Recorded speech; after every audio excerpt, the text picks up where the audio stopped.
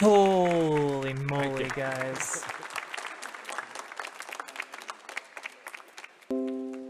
So we just saw some fascism on stage. What do y'all think about that? That was pretty stunning, to be 100% honest with you. Like I was not expecting like I was not expecting just outright like, oh yeah, the election is going to be fraudulent. Like he he he's like, oh yeah, 30, 10, 20, 30% of ballots are being thrown out. It's like, and then he also later, like a few seconds later, claimed, yeah, if I see tens of thousands of ballots being thrown out, it's going to be a fraudulent election. That's him claiming that the election is going to be fraudulent because he's already saying that 30% of mail-in votes are being thrown away. Like, if that were true, 10 like millions of votes would be missing. That is insane. Insane. Um and this is exactly why, like, getting back to the Amy Coney Barrett stuff, like, if she gets onto the Supreme Court and it goes to the Supreme Court and they, like, because it's become increasingly, like, politically partisan, which, let's be honest, it always has been, but they've always maintained this pretense of being, like, impartial or whatever. It's not. Uh, so if she gets on the Supreme Court, it makes it almost like much more likely that a Supreme Court ruling on the legitimacy of the election would go in favor of Trump. And that is super dangerous. Yeah, and Trump had an opportunity to just say, "I denounce white supremacists and what was it? And like militia groups, um, far right militia groups," and he couldn't do it. Instead, he just said, "Stand back and stand by," which I feel like is going to become like a new racist white supremacist like rallying cry. Like, I would be really surprised if that doesn't happen. Um, he's setting up a challenged election. This is actually making me very happy being in Canada. Yeah, I'm a worried little goose. I do not have a passport, and I do not think that a passport will be processed by the time the election happens. Um, so yeah, already is it? Wait, is it already a rallying cry for the alt right? Like, as in, like, it's a known white supremacist dog whistling? Because that would be even more incredible. Did it take 10 days under, like, the current COVID stuff? Because basically, when I went to the website, it said, unless you have a life threatening, like, problem, it's going to take a long time to process. It's been around for decades. Okay. Well, so then he has to know that. He has to know that. Um, yeah, that was pretty yikesy, to say the least. Biden did a really good job. I think he was really strong. I think he did a lot of things that said a lot of things that were really good. He had a few slip ups, a few stutterings that are probably going to be all over Fox News tomorrow. But I think he did a really good job kind of stating his case, punching back at Trump, which is something that hasn't really been seen um, in a whole lot publicly. But that was nice to see, a little cathartic. Um, the only major part that stood out to me where he really messed up was, talking about like policing and stuff like that. I don't. I think it really would have served him a lot better to be to really hold to that, like, justice line, because you saw me call that, like, I said he should say justice, and then he kind of he sort of said justice. And I think that was a really good moment, but it was kind of significantly weakened by the fact that he was just kind of stumbling when it came to how what that actually means for, like, law enforcement. and like defunding the police. I think that would have been a lot stronger if he had just been able to kind of stick to that justice line and talk about how um, oh yeah, justice both for the people and justice like for police officers. Like, we have to hold police officers who, kill people to account. Like that's something we have to do. Um, let's see. He needs to come out stronger in his punchbacks. Clearly the moderator cannot moderate Trump. Yes, true. Um, that being said, a lot of like Democratic politicians, especially older school Democratic politicians, have not really been very punchy when it comes to getting back at Trump. So, compared to that, I think Biden did really well. I don't think he comes from a like the school of like debating where he's able to effectively kind of punch back on the fly. So that's something that he'll probably adapt to for the upcoming debates. And really, that's more of like a performance thing. It's less of like a substantial, um, like any of the substantial points that he made.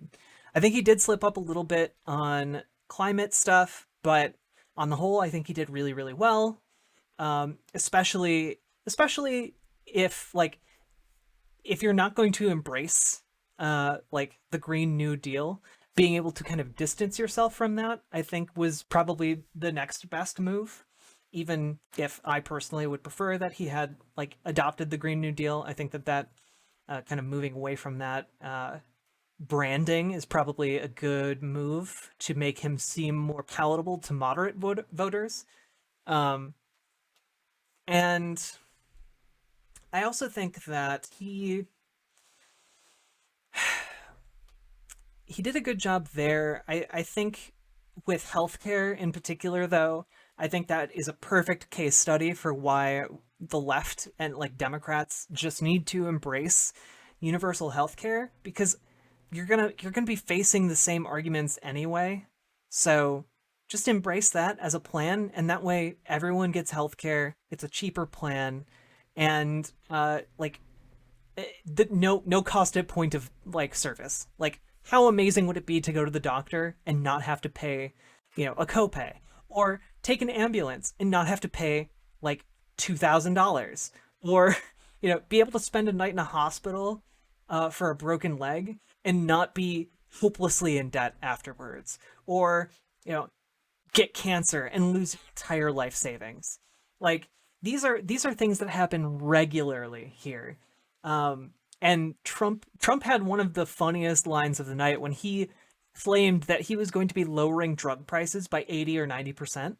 Because what he was talking about, especially specifically when it comes to insulin, he was talking about like how like, oh man, I can lower the price of insulin so it's itty bitty tiny. And that itty bitty tiny is really just what it actually costs to produce insulin. Insulin is not a super like expensive drug to make. It's just not. It's actually incredibly cheap. Um, but we sell it for hundreds of dollars. Um, and so when he's talking about lowering the cost of drugs, he's like talking about lowering the cost of drugs for like the companies that sell them, and that's not the issue. The issue is like the cost of drugs for people who are buying them because they need them to live. Like, that's the issue. And like that issue is compounded by how insurance covers these things, which is like compounded by a variety of other issues, like trade embargoes, for example, with China, because China produces a lot of our drugs. So like, or even like with Cuba, because Cuba also has like a thriving medical industry that can make a lot of this stuff. Um, so there are all kinds of these issues that compound on it one another, and I think um, trying to defend this system that basically exists to fleece the American people is one of the weakest parts of Joe Biden's like platform, and also one of the weaker parts of this particular debate. Um, because Trump can basically claim anything, and his supporters will believe it. whereas Biden has to take kind of a wishy-washy position because he's not willing to commit to like, you know, insurance companies being eliminated for one public option. Like that's just too much for him. Ashley says, Jack, check out the Surgery Center of Oklahoma. Watch their video and look at their menu of prices. You will be very surprised in a major way. Let's take a look. Sir Center of Oklahoma. Yeah, Archangel DeKalb here that would cost like $6,000. I'm just going out on a limb and saying that your medication would be way overpriced. Okay, let's take it look at the surgery pricing at the Surgery Center of Oklahoma. Let's take a look at ankle surgery. All right. Yeah, for Achilles repair, it's $5,730. Wow. Okay. Let's take a look at. Oh, there. Okay. Let's take a look at. Yeah. How much does it cost for a hernia? Uh, a bilateral hernia costs $4,325. A hiatal hernia repair costs $11,000. Like the cheapest thing that I have seen so far, just kind of clicking around, is like, wait, there's an additional fee on here where if you get a hernia that has like previously been repaired, there is an additional $800 fee. Um, it's just really incredible here. Um,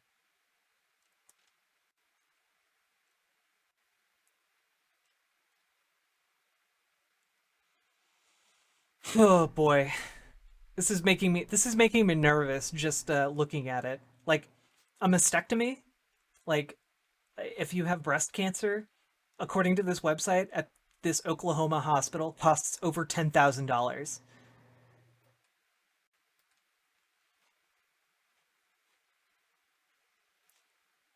Phew, I'm nervous. I'm nervous now.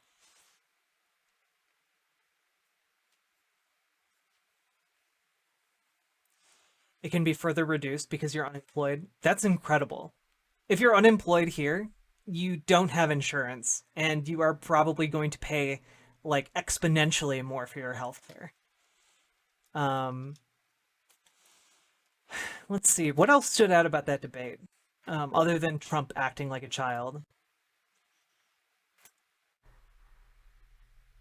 Oh yeah, like immediately after that stand back and stand by comment, he also said someone needs to do something about anti-fascists. Like he said Antifa, but if you extrapolate that, he's saying someone needs to do something about anti-fascists. And that's insane. Like it's like live on stage admitting that he is a fascist and that anti-fascists oppose him and so that somebody needs to do something about them. Like oof, it's it's a whole lot. And he's also specifically talking to militia groups and white supremacists and was just saying that those groups need to stand by. He's basically encouraging violence. Like that's what he's doing. He's using his platform to say to these white supremacists and militia groups, someone cough cough you guys needs to do something about these anti-fascists.